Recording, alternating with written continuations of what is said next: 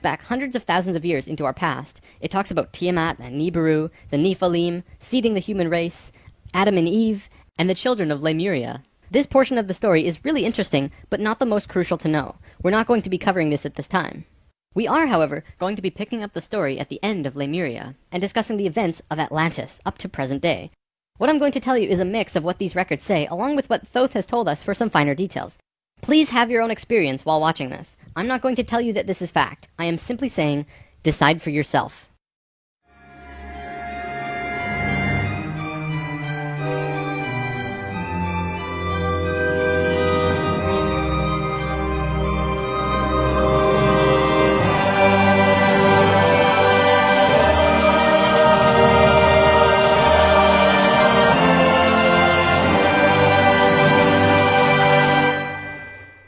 There was a time, long ago, when humans existed at a very high level of consciousness. We were interdimensional, and were very psychic. We communicated through thought and emotion, much like how animals do rather than speaking or writing, which would seem very primitive.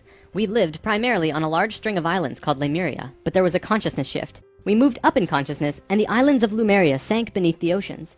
At the time of this shift, a new continent rose out of the waters. We called it Atlantis. Back in the early 1900s, the spiritual path of the United States was similar to what's happening today. People began to learn about meditation and study ancient lands like Atlantis and Lemuria. We actually found quite a bit of evidence that Lemuria existed, and it had to do with coral. See, the ocean floor does rise and fall. Coral can exist up to 150 feet under the surface of the water. In 1910, the surface of the ocean was probably higher because they were able to see coral rings heading away from Easter Islands for a great distance. These rings were estimated to be found at 1,800 feet, which means that for them to have existed, they would have had to be much higher and sunk slowly. Probably more important, they also found the exact same fauna and flora from the Hawaiian Islands all the way to the Easter Islands. This is a great distance, but if you look at a map, you'll see a long string. That string, according to Thoth, used to run along the western shores of Lemuria. It is only on these islands that have the same flora and fauna. Same trees, bugs, bacteria, everything. Science can only explain this if there were closer land bridges between these islands at one point. Although we were studying this at that time, World War I began soon after, and we lost interest in spirituality and the ancient lands for a very long time. After the sinking of Lemuria and the rising of Atlantis, at first the human race became scattered. We moved to various islands and continents all over the world because we didn't have a home. Yet. We didn't know where to go. At that time, there were about 1,000 humans at a very high consciousness, more than all of the rest. They were called the Nacals. Today, we know them as Ascended Masters. The Nacals began preparing Atlantis to be our new home.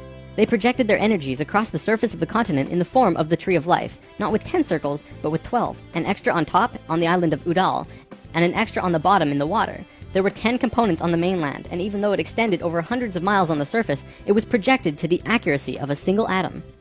We chose to move to Atlantis because of the Kundalini. In humans, the Kundalini is often referred to as the energy serpent that runs up and down your spine. When activated, it provides an immense amount of energy through all of the chakras. The Earth itself also has a Kundalini because the Earth is alive, like an organism, running from the center of the planet to a specific place on the surface. Wherever the Kundalini resides, the people there become the spiritual leaders of the world. The Earth chose Atlantis to be the new energetic center of the planet. After Atlantis, the Kundalini moved to the mountains of Tibet, which is why the Buddhists were the leaders in pure spirituality for the last 13,000 years. It was a very pure place. It moved again within the last 10 years, but that's a story for another time. If you want to read more, check out the book The Serpent of Light by Drunvalo Melchizedek. Suddenly, in a single day, the Nacals breathed life into the Tree of Life on the surface of Atlantis. This created vortexes of energy rotating out of each and every circle. Once the vortexes were established, the children of Lemuria began to be called forth. Millions upon millions of Lemurians who had settled all across the planet began to be pulled toward Atlantis. A great migration began.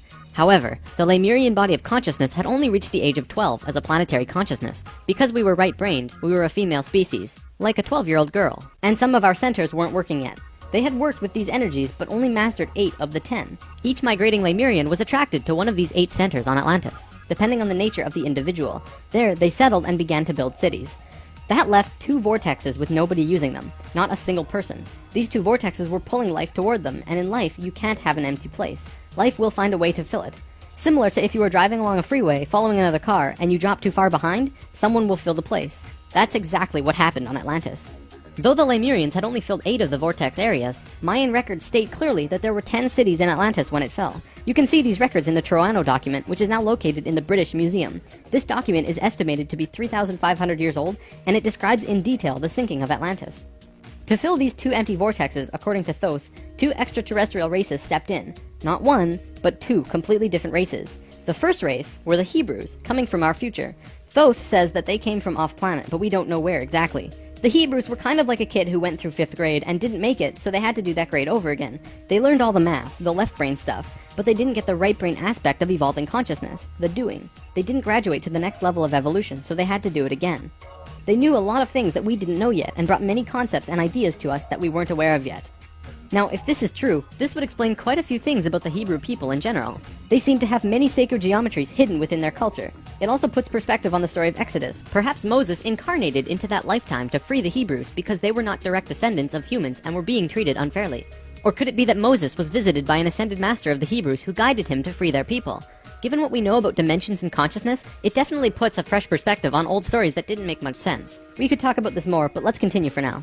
There were no problems caused by the Hebrews coming to Atlantis. They actually benefited our evolution. The other race that stepped in caused big problems. These beings came from the nearby planet of Mars. See, according to Thoth, Mars looked very much like Earth a little less than 1,000,000 years ago. It was beautiful. It had oceans and water and trees that were just fantastic. But something happened to them, and it has to do with something called the Lucifer experiment. From the very beginning of creation, everything is simply an experiment. Creation itself was just consciousness creating and inhabiting itself in that creation. There is no divine plan. Spirit can do whatever it wants. Having said that, if Spirit decides to cut itself off from the rest of consciousness and create a separate reality on its own, it can do that too. This is called the Lucifer experiment. Because Spirit is God, it can do this. There is nothing wrong with that. We've kind of been led to believe that Lucifer is evil and the devil. This just isn't true. Lucifer is just another means of perceiving the reality. It is not a unity perception of oneness, but rather a duality perception of two-ness. There's a flower of life pattern for Lucifer as well, but that's a big topic for another time. Anytime the Lucifer experiment has been attempted in the universe, it always ends in failure. The species will cut itself off from love and will become incredibly male, left-brained. What always ends up happening is that everyone becomes very greedy. There is no compassion for one another, and everyone ends up fighting until they end up killing themselves. More than 1,000,000 years ago, the beings on Mars joined the Lucifer experiment, and it failed dramatically. Basically, they cut themselves off from the unity of the universe and created a separate reality. When the Martians severed the love bond, they became pure male, logical beings with no emotions. What happened on Mars was that they ended up fighting. Mars became a battleground. Eventually, it became clear that Mars was not going to survive. They blew their atmosphere away and destroyed the surface of the planet. Nova recently did an episode on planetary magnetics, and they found some interesting things about Mars. The planet didn't have a magnetic system, however the surface was magnetized, implying that at one point it did, but that something happened. Now, we've been discussing the star tetrahedron before, and now I want to give you a brief understanding of the Merkaba. The Merkaba was known in ancient times as the Chariot of Ascension. It is the star tetrahedral energy field around the body. All around the world there are references to this in ancient texts. When activated to its full potential, the Merkaba, which is both a tool and part of your being, can be used to do the impossible, included but not limited to changing dimensions and traveling through the universe. Before Mars was destroyed, they built huge tetrahedral pyramids. They built 3, 4, and 5-sided pyramids, eventually building a complex that was able to build a synthetic Merkaba. After 1,000,000 years or so, it's been eroded, but the proof is there. Now, because the Martians were severed from the Unity consciousness, they couldn't create a living Merkaba. They simply used it as a tool. They created a synthetic Merkaba to travel in time and find a new home. A small group of Martians tried to get away from Mars before it was destroyed, and that place they found was Earth. About 65,000 years in our past. They saw this little vortex sitting there, just pulling in life, with no one in it. They didn't ask permission. Being part of the Lucifer experiment, they just said, alright, let's do it. And they stepped onto that vortex, and in doing so, they joined and changed our evolutionary path. Thoth's father, Thome, was one of the Nakals who set up Atlantis on the island of Udal. That island, the top of the Tree of Life, was the brain of Atlantis, and on it was a small city called Poseidon. This city is what Plato was discussing when he said that Poseidon bore 10 children, the 10 circles on the Tree of Life. Poseidon was made of 3 rings painted in black, red, and white stones, and it was the symbol for Atlantis.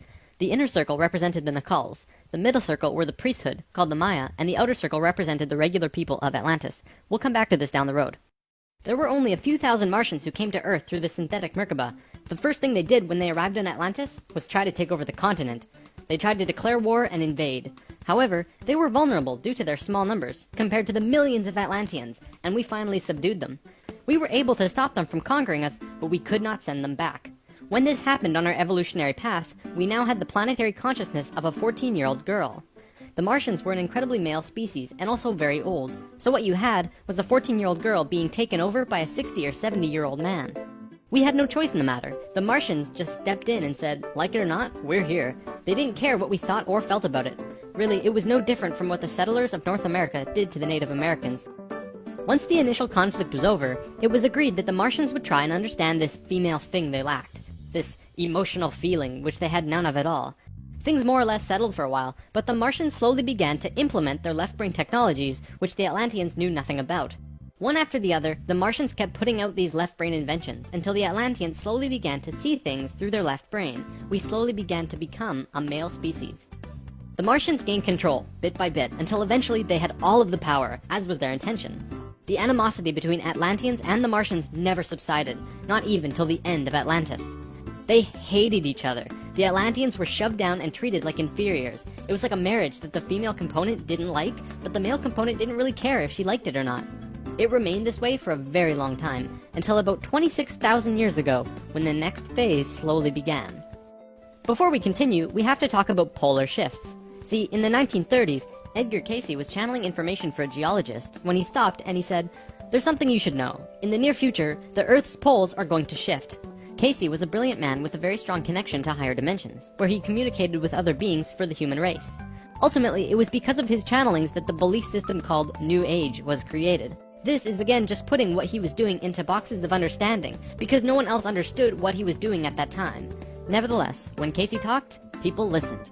Geologists began exploring the possibility of a polar shift, and they found something remarkable. A string of major pieces of evidence came forth and lent tremendous weight to what Cayce was saying, and they have now changed the world's view on the subject.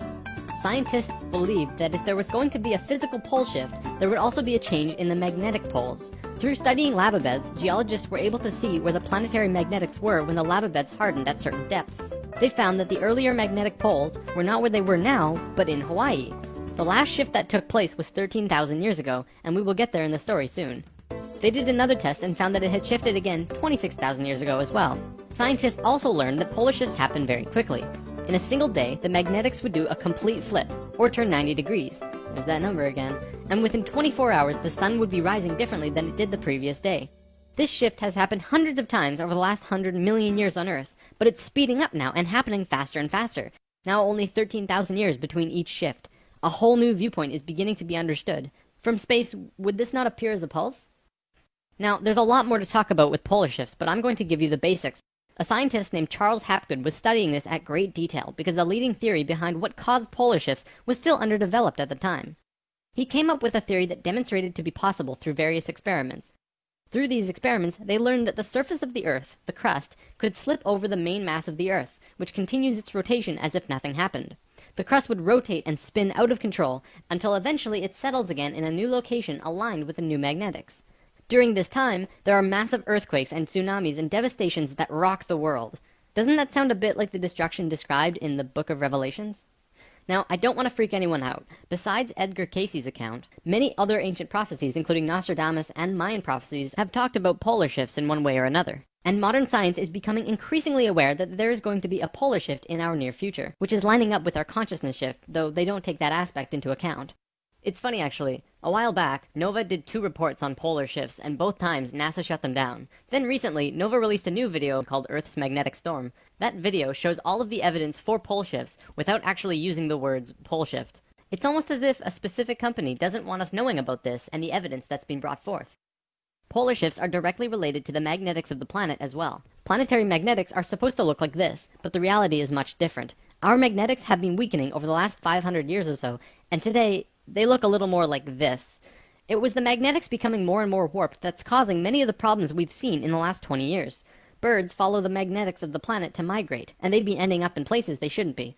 Whales were continually beaching themselves in the 90s because they followed these magnetics, which led them to land where there should have been water. As for humans, you know how on the night of the full moon there are more rapes, murders, and violent crimes than any other night of the lunar cycle? Well, the moon affects the magnetics of the Earth, slightly. But the magnetics are so warped right now, it's affecting how we think and act as a planet. Our collapse of social structure is related to the geomagnetics of the Earth. Or perhaps it's the other way around. There's one other thing that we need to discuss about polar shifts. They always line up with a consciousness shift. They are interrelated. Thoth lived on Atlantis for a very long time, and he told us that he saw the Earth shift 5 times, watching the sun rise in the east, and then the west, then the east, then the west.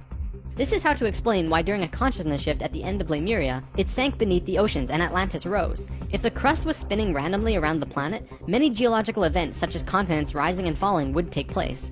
Now that we have an understanding of polar shifts, we can continue with this drama on Atlantis.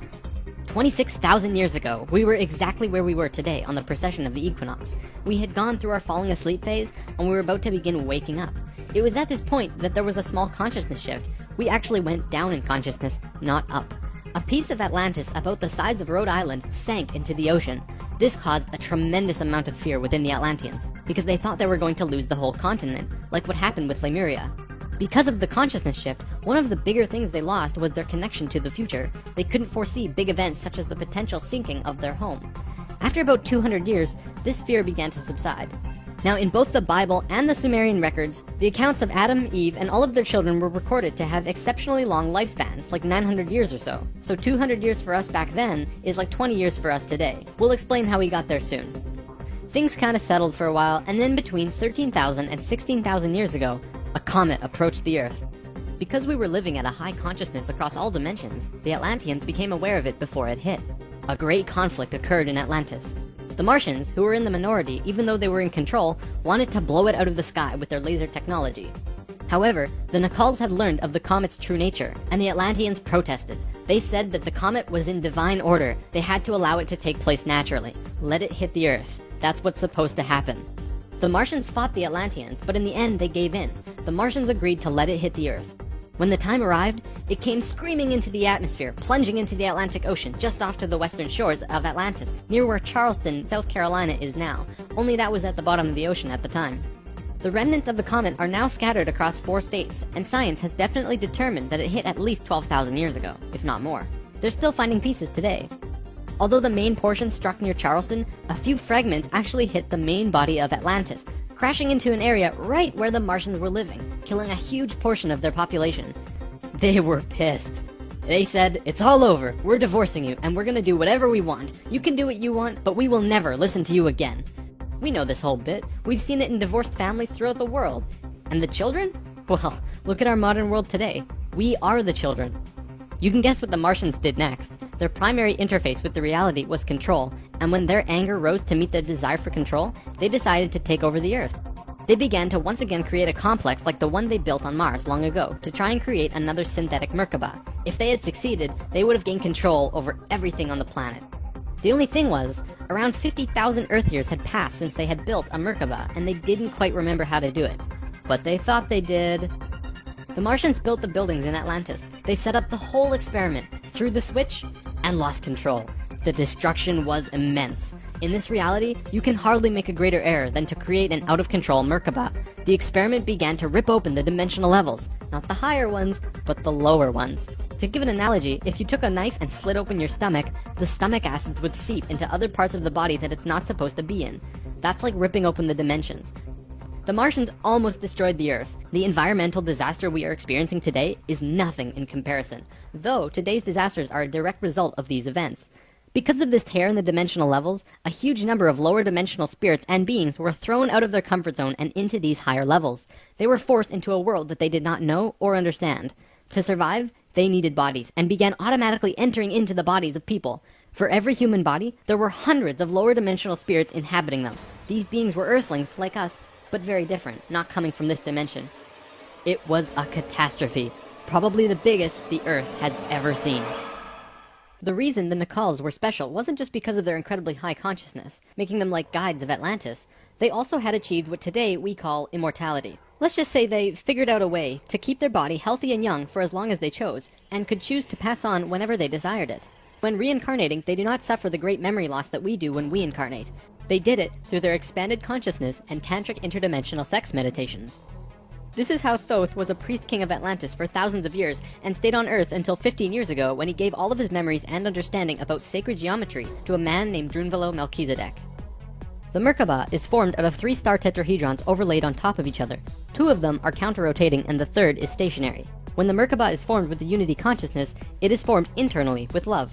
When it is formed externally through the Lucifer experiment, it does not have that love and can become unstable very quickly. The Martians' attempt at controlling the world took place on one of the small islands in the west of Atlantis. This place today is known as the Bermuda Triangle. It's a triangle because the top of the stationary tetrahedron of the Merkaba is actually sticking out of the water there, which causes a huge electromagnetic imbalance in that area. Many planes and boats have reported to have gone missing there. They just vanished without a trace. The imbalance is multidimensional, and in many cases, these ships and planes have been sucked into different dimensions, never to be seen again.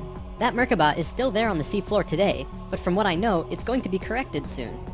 The Nacals did their best to save Atlantis. They sent most of the lower dimensional beings back, at least as many as they could, and sealed up the dimensional tear. Despite this, the situation got really bad, really fast. All of the economic systems collapsed. Financial, social, and all concepts of how life ought to be completely broke down. Everyone on Atlantis began getting sick with weird diseases, and the entire continent went into a state of survival. Life was no longer about living. It became about surviving until tomorrow. It was a literal hell on Earth. The Nacals had no idea what to do. They were children compared to the events that had been thrust upon them.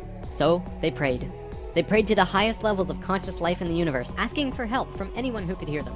The problem was reviewed on many high levels of life, who I am drawing as the Justice League because the 11th and 12th dimensions are completely incomprehensible to us in our current state. What they told us was this: we were going to fall. We were going to hit rock bottom, level 1, the lowest place we possibly could be in the universe and still survive. Also, we were changing polarity. We were no longer a female species, so we were starting from square one as a male species. And finally, and this was the shocker, we would only have 13,000 years to return to Christ consciousness. Normally, it takes hundreds of thousands of years for a species to get to Christ consciousness. We had to do it in a fraction of the time. If we didn't, we would not survive. This has never happened before in the universe, ever. Thoth, who was the priest king of Atlantis at the time, learned that they would have to perform this experiment on themselves. They received instructions from the highest levels of life and they went on their way. Thoth proceeded with a being named Ra and Aragat, who were previous kings of Atlantis, and began the experiment. To understand what they did, we have to talk about consciousness grids. A planetary grid is an etheric crystalline structure that envelops the planet and holds the consciousness of any one species of life. This grid does have an electromagnetic component associated with the third dimension, but it also has a component for every dimension as well. These grids are geometric, of course, and science will eventually discover that there is a grid for every species in the world. Each of these grids have their own geometry and are unique. There's not another one like it, just as the species itself are unique. These grids give off light as well, and from space they can be seen as the source of the bluish glow around the Earth. What Thoth and friends had to do was create a synthetic Christ consciousness grid, allowing humans to ascend to Christ consciousness in a very short time. But first, let's talk about the science behind the grid. Perhaps you've heard of the 100th monkey experiment. Over a span of 30 years, scientists were researching a species of monkey called Macaca fuscata on an island in Japan. They were providing the monkeys with sweet potatoes by dropping them in the sand. The monkeys liked sweet potatoes, but they didn't like the sand and dirt so much. A few monkey children figured out that they could wash their sweet potatoes, and some of them taught the technique to their parents. Only a few of the adult monkeys did this though. This went on for some time until one day the monkeys who actually knew the technique hit critical mass. And bingo! The technique started spreading faster than it did before. Monkeys started learning it really easily across all of the Japanese islands nearby as well as on the mainland. They knew that there had to be something that wasn't yet understood about how a species is connected to itself. So what did we do? We tried it on humans. A research team made a picture out of human faces.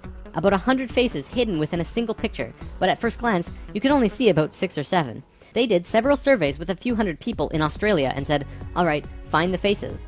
Most people could only pick out 6, 7, 8, 9 or so, not many more.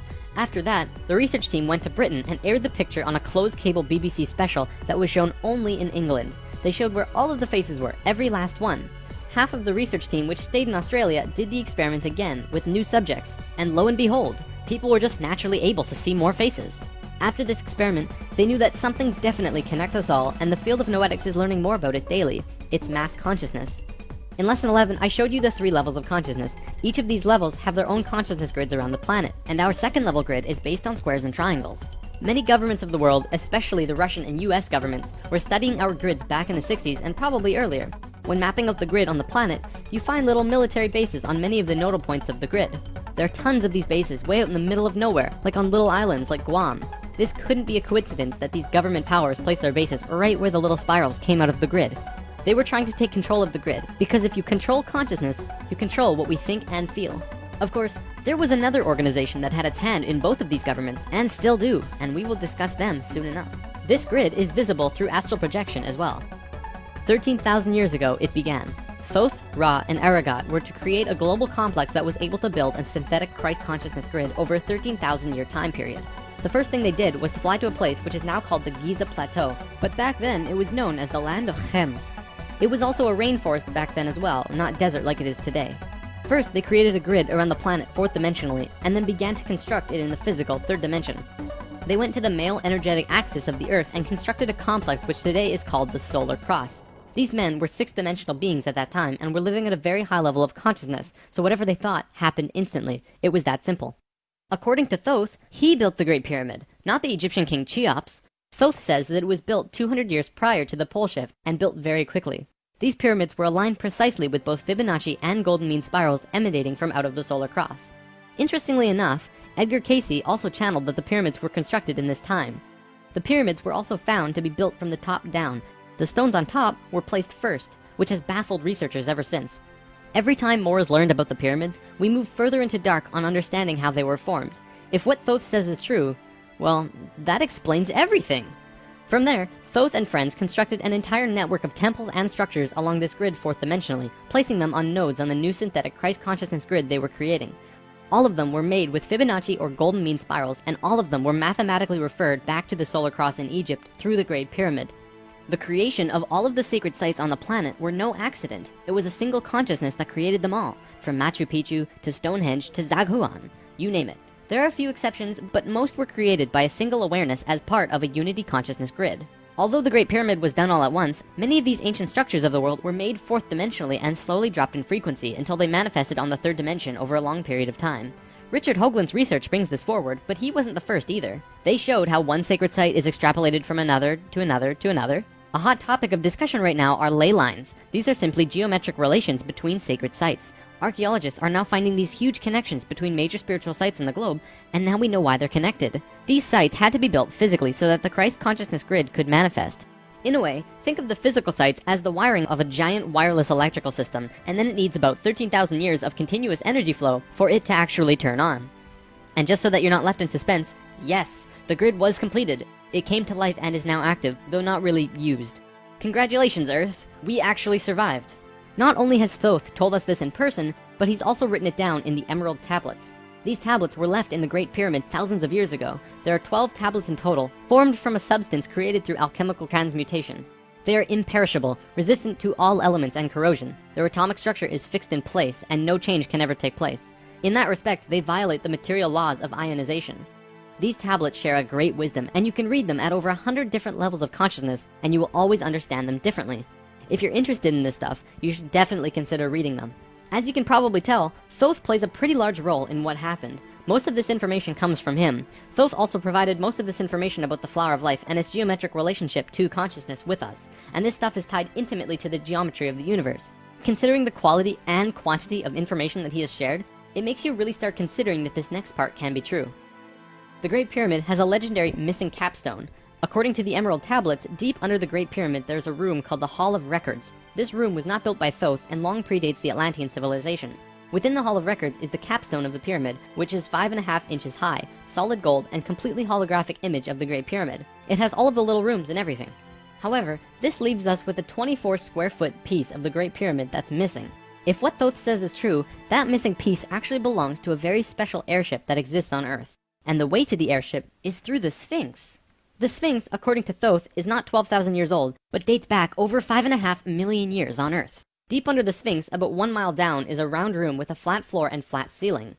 Inside this room is the oldest synthetic object on Earth. The object is about 2 city blocks in size. It's round like a disc and has a flat bottom and top. It is also only about 3 atoms thick, except for a pattern on the top and bottom which looks like this. This pattern is 5 atoms thick.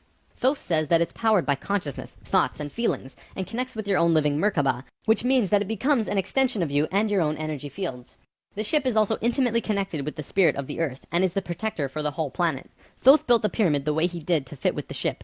When on top of the Great Pyramid, it creates this image from above. The disc ship has a circumference equal to the perimeter of the Great Pyramid. As we discussed in Lesson 11, whenever that ratio appears, life occurs. This ship can only be used by the purest of souls. See, whenever we approach the point in the precession of the equinox where our poles do these shifts, we become very vulnerable. Things often degenerate, and while things become chaotic, there are often other species who wish to take us over. This has always happened, not just with us, but with all evolving consciousness. Every time a takeover seems imminent, a very pure person will find their way to the ship and raise it into the air. The Earth and Sun will connect with that person and give him or her great power. Then, whatever that person thinks and feels will happen. And think about it. If consciousness is the primary core component of the entire planet, does it not make sense that it would have its own defense mechanism? This defense is an airship that plugs into the Earth and the Sun, allowing the Earth to have protection. Our takeover event actually already happened, the same year the Christ grid was activated. The year was 1989, and we were having some troubles with the Greys, a race of ETs who were slowly plotting takeover due to a previous scuffle we were having. A very pure woman in Peru made the ascension process into the Christ consciousness grid and found the ship. She tuned it to the frequency of the fourth dimension, where she raised it through the Earth and into the air, and manifested a situation for the Greys to leave. Within a very short time, the Greys began getting sick, and remained sick for as long as they stayed here. They have been forced to leave for now, and we are once again safe. The ship is a warship in that whatever race is trying to take over, the person will just think them away, think up a situation, and force them to leave. Returning to the events on Atlantis, after completing the complex in Egypt, Thoth and pals returned to Atlantis, where they waited for about 200 years until that critical point on the precession of the equinox where the poles would shift. They knew that Atlantis would sink, and they would be ready. Previously on Thoth and Pals! Thoth, the poles are shifting. Oh, the pole shift? Yeah, whoa, what's wrong with your eyes? I don't know. When Thoth first saw signs of the polar shift, they returned to the land of Chem and raised the warship into the sky. They went to Atlantis and picked up the Nacals. The Nacals weren't just passengers though, and each and every being was working in unity to create a very powerful Merkaba around themselves and the ship. They returned to the Great Pyramid and landed the ship on top, forming the phi ratio with the pyramid. And then, it happened. The poles began to shift, and human consciousness began to plummet. Simultaneously, the electromagnetic and magnetic fields of the Earth collapsed, and all life on the planet went into the Great Void, the 3.5 days of absolute blackness described by many ancient cultures in the world. The Emerald Tablets say that whenever we go through a polar shift, we go through a void space as we change our frequencies for about 3.5 days. This is also in the Troano document, depicted by 3.5 stones painted black. This refers to a time when we go through what science calls the electromagnetic null zone. During the pole shift, a phenomenon takes place where everything just seems to disappear for a certain time. Usually it's between 2 to 4 days, and the last time it was 3.5 days. Here's where it gets interesting. What happens to us does not usually happen to a normal species, because most advanced species will have their Merkabas handy at the time of the shift. We didn't, due to our little crisis, and we got sucked into the void space without protection. This resulted in us losing our memories. Science realizes that all of our memories are connected through cells in our brains as well as fields around our heads. What is not entirely understood by science yet, at least not directly, is the connection our memories have with the planet itself. We've discussed this before. The magnetics of the Earth affect how we think and act. The Merkaba is an electromagnetic field that you create around your body that can serve as protection from void as you're consciously going through it. What happened to us when we didn't have that protection? It was a clean wipe. When we existed on Atlantis, we were living at a very high level of consciousness in a higher dimension. We had extremely advanced and sophisticated bodies and minds, and were capable of practically anything, living in a dimension where molecules were spaced so far apart that consciousness could interact with them without physically moving. It's hard to explain because you can literally shape your environment immediately through your consciousness in these higher frequencies. In that sense, we were creators, knowing and understanding oneness, beings of love. But then we fell. We dropped back down to this place called the third dimension. We also fell in consciousness back to zero. We forgot how to use the pineal gland, and it slowly shrunk to the size it is now, like a raisin, where it's supposed to be eyeball size. When this happened, we forgot how to breathe source energy into our bodies, and our lifespans went kaput. Eventually, we went from 900 years to what it is today. We had not experienced this dense reality that we had before, at least for a very long time. We were kind of like a supercomputer that gets completely wiped. No operating system or anything. We had these advanced physical bodies, but we didn't know how to use them. This is why today we are so physically advanced compared to pretty much all the other animals in this third dimension.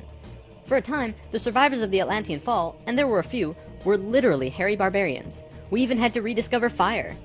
The reason we're having such a hard time finding evidence of Atlantis is because for the most part, the events of Atlantis took place on a much higher dimension than our physical Earth exists on right now. Everything I've drawn of Atlantis can't be taken as that's what it looked like, because it didn't.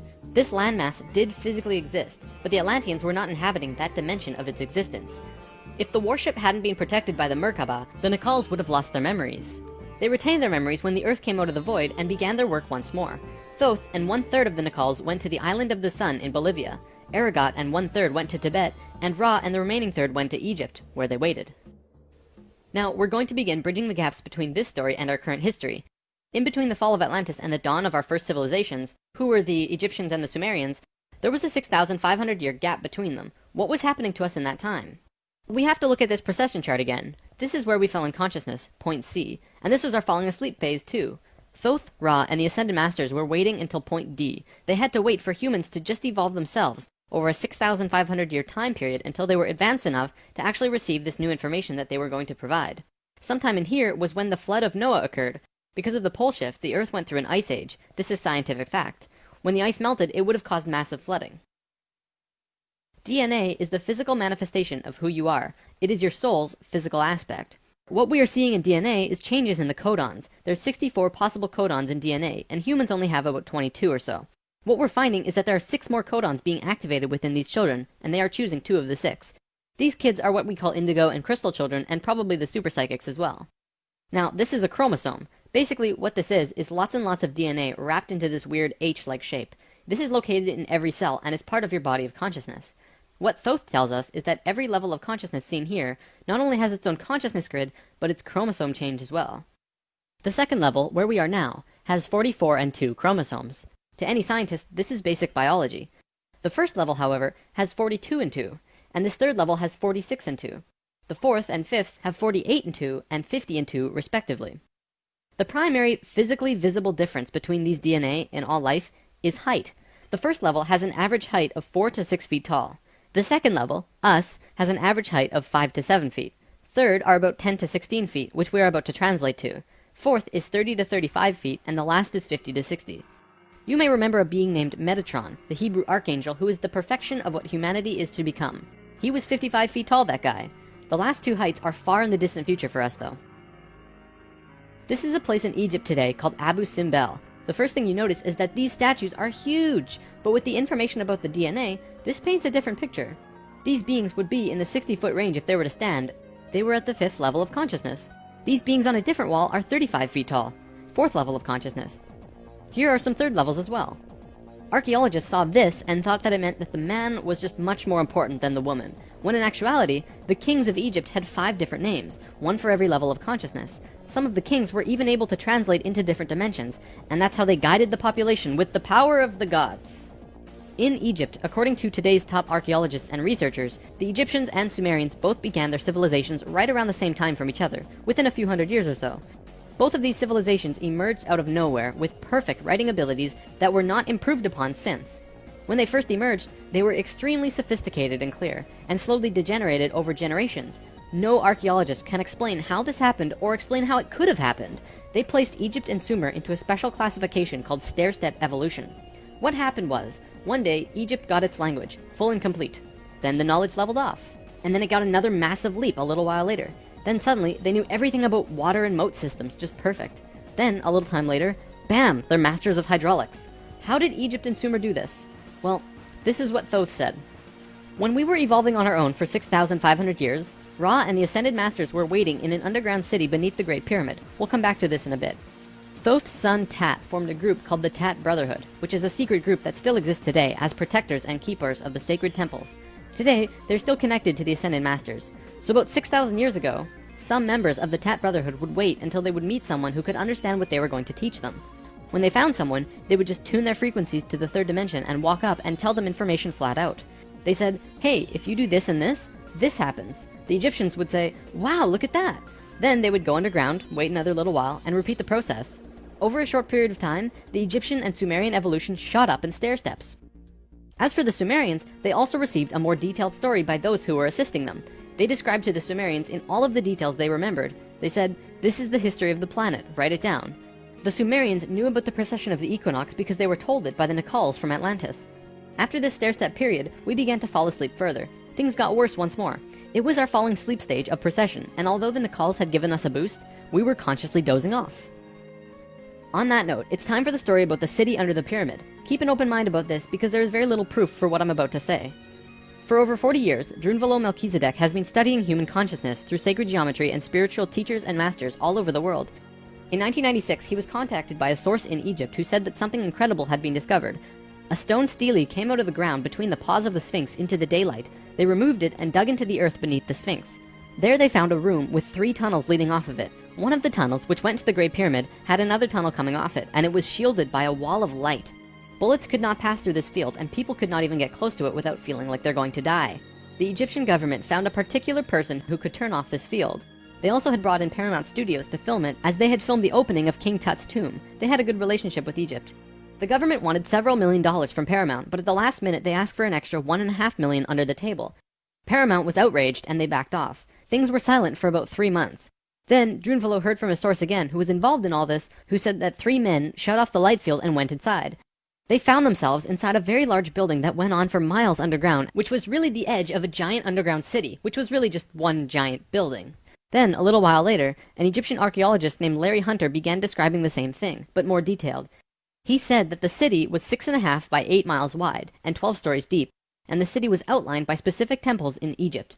The 3 pyramids are lined up with Orion's belt, but there are also small temples for every other star in the constellation. Those temples map out the city underground and are made out of a special stone not found anywhere else in Egypt called Koinen stone. Incredibly enough, very recently, ancient tunnels were found in Romania that led to both Egypt and the inner earth.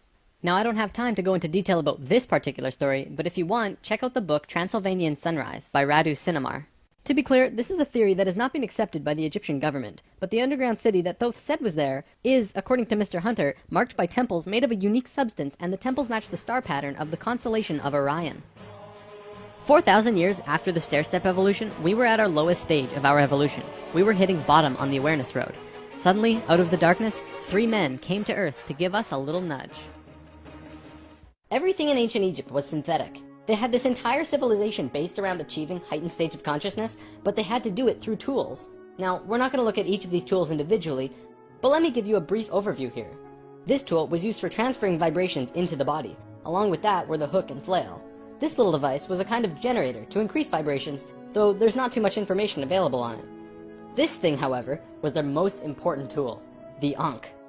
They saw the Ankh as the secret to eternal life, and they used it not as a physical tool, but as an energetic one. They would use this form and Ankh their sexual energy. Now, this could be a huge topic on its own, like how energy travels up and down the body through a vertical tube between 5 energy channels that counter-rotate as they extend through the body.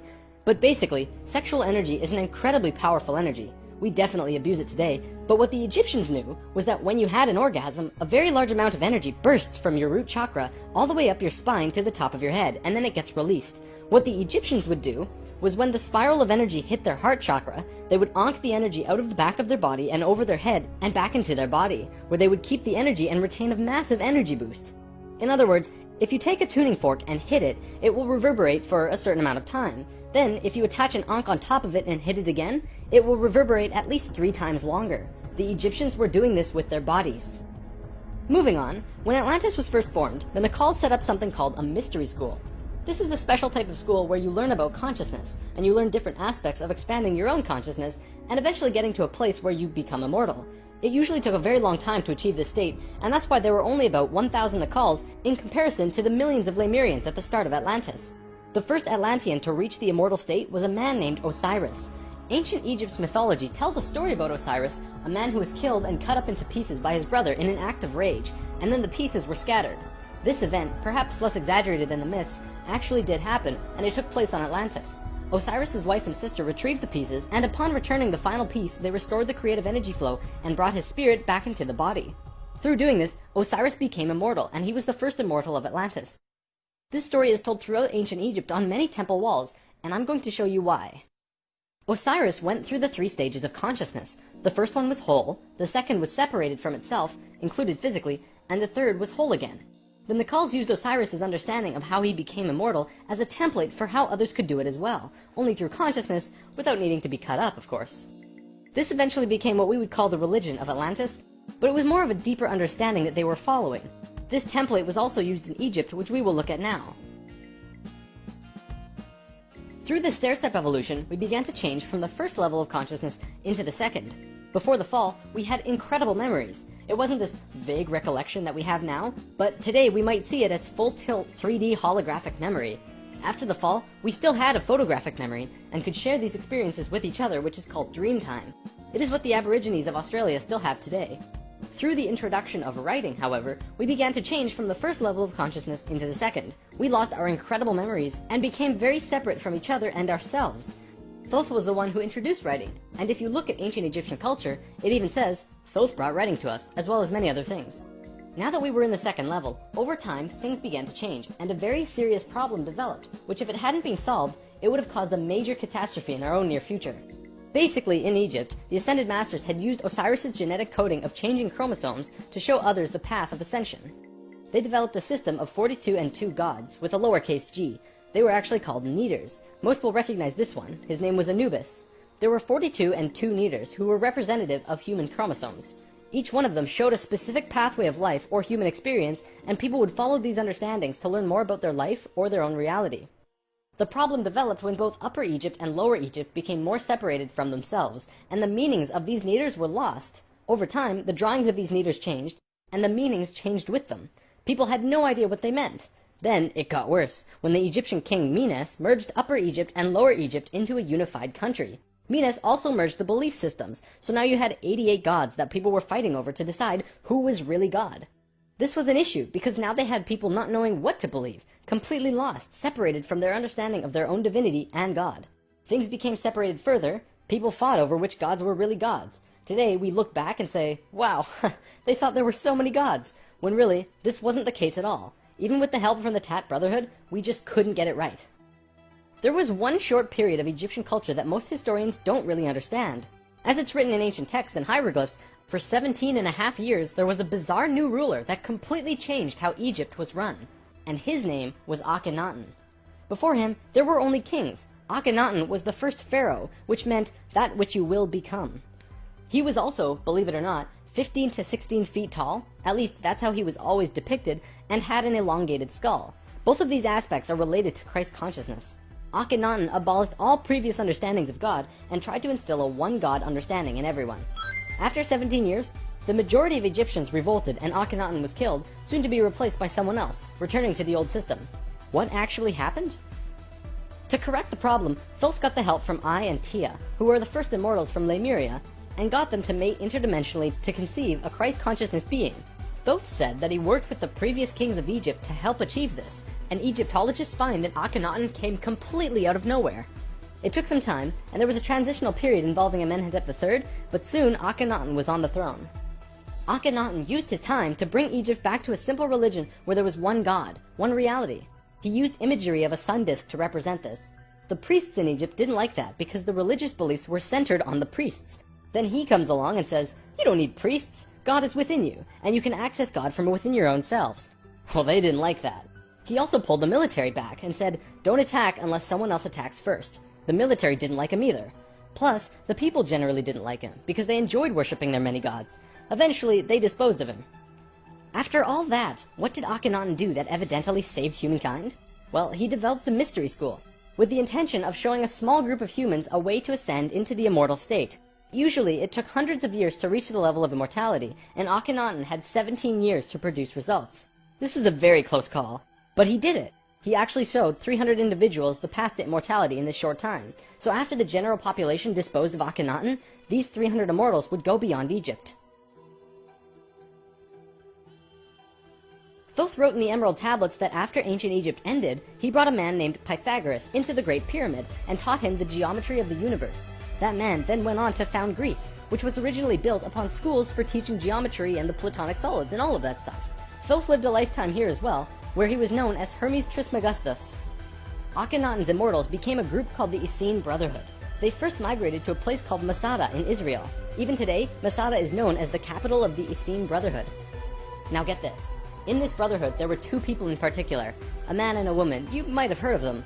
Mary and Joseph? See, it was part of the Ascended Master's plan that they would bring in a being who would show the pathway to Christ consciousness. He would come to Earth as a second-level being, a regular Joe, and achieve Christ consciousness through the course of his life. Then, the ascension process, the transitional experience from the second to third level, would go into the consciousness grid that was still being formed. He was able to transition because he was originally from these higher levels. That man is known today as Jesus, although his name at that time was Yahshua ben Hur. If Yahshua had not shown up, we would not have had that ascension experience available to us today. None of us would be aware that these higher levels of understanding even existed, and we would destroy ourselves. According to what Thoth said, Mary and Joseph mated interdimensionally. Mary could have been a virgin, physically, but she mated with Joseph in a way that would allow a soul from a higher reality to come down to Earth and have a human experience. Usually, this is impossible to do otherwise. Through Yahshua's work, He came here just like us, a total human being, but he went through these three important stages: final death, resurrection, and ascension, and gave us these experiences so that we could access them down the road. Now, as we all know, the story of Jesus has a missing piece. He was a child, disappeared for some time, and then showed up again when he was 30. In a book called The 18 Absent Years of Jesus Christ, the leading theories about where he went was actually out east to either the Himalayan or Tibetan mountains, where he became an enlightened guru. He brought his teachings back to the world after that. If you remember from part 1, the Kundalini of the planet was residing in Tibet at that time. They were very spiritually adept people living there, and remain so today. Now, on the topic of Christ, there's something else I'd like to bring up: the Lord's Prayer. Today, we know this as the only prayer that Jesus taught, but did you know it's actually a geometric prayer meditation? A man named Bodhi McCoy spent over 20 years working with this prayer and analyzing it with sacred geometry, and has discovered some incredible synchronicities. In his book, Live the Promise, he explains how the original prayer, not the extended version mind you, has 7 segments or thoughts, which align perfectly with the 7 chakras as well as the 7 original branches of yoga. Bodhi teaches how to do this prayer meditation, as well as meditations him and his wife have developed based on the Lord's Prayer, called heart dances. It's really quite incredible to see how it all works with the pure geometries of the universe. If you wish to learn more, check out livethepromise.net. If you study Christian religion and Egyptian religion, you'll actually find that they parallel in almost every way except for the Egyptians' understanding of God. Most evidence shows that Christian religion came out of Egyptian religion, and then later they went back and discredited the Egyptians. Around 300 AD, there was a council called the Council of Nicaea, which was the syndication between the Roman political and religious authorities. Basically, the religious leaders and political leaders realized that they could unite and impose more influence on the people and control society through their unity. It's right around this time that we begin to see the manifestation of the New Testament, which was put together from scriptures and stories, some newer and some much older, which were renewed and superimposed on the life of Yahshua ben Hur, which today we know as Jesus of Nazareth. The term Christ actually stems back from much before the Bible. It comes from the word Christala, which is a word that derives from the original 7 core audible sounds of creation. When the creation of the universe occurred, the original tones were ka, ra, ya, sa, ta, ha, la. Christla actually was broken down on earth into 2 words: Christ, which soon became Christ, and Hla, which became Allah, which were broken down and changed through oral tradition. The symbol for Atlantis was 3 rings inside of the other. The inside were the Nacals, the middle ring were called Maya, and the outer ring were the Atlanteans. The Maya's job was communicating the messages from the inner circle out to the regular people of Atlantis. When Atlantis sank, the Maya took their knowledge, a crystal skull with memories of Atlantis, and their calendar, and went out to what today is called the Yucatan Peninsula, birthplace of the Mayan civilization. Their calendar is the most advanced, detailed calendar on the planet, and it has its roots in Atlantis. Over the last few hundred years, a group of people have slowly monopolized the entire world into what it is now. Today, there are 13 families that are among the richest families in the world. They have their hands in next to every organization and government and control over 95% of the money. They control our modern world from the very tippy top. Today, we like to call them the Illuminati, except that's not really who they are. The word Illuminati means enlightened ones, which was established long ago as a secret society that was focused around expanding knowledge through scientific and spiritual understandings. Secret societies were not originally bad, but rather consisted of those who just kind of got it. They understood information that the average person at that time would not accept and demonize. These societies had to be kept a secret because of the control that the church had and refuted against what they wanted to explore. This is where Freemasonry originally comes from. If you do the research on the time periods, what probably happened was that the church, who had the majority of the control at the time, probably infiltrated some of these organizations to make sure that they were not creating plans to expose information and destroy the world order that they had created. This led to the church exposing some of the societies as devil worship and blasphemous, and fear of these groups rose. Over time, many secret societies branched off by those who were corrupt or previously infiltrated by the church, and gained more control through the church and large organizations that were being established. Today, there exist 13 families around the world who pretty much own the world, with over 95% of the money and a lust for greed, power, and control.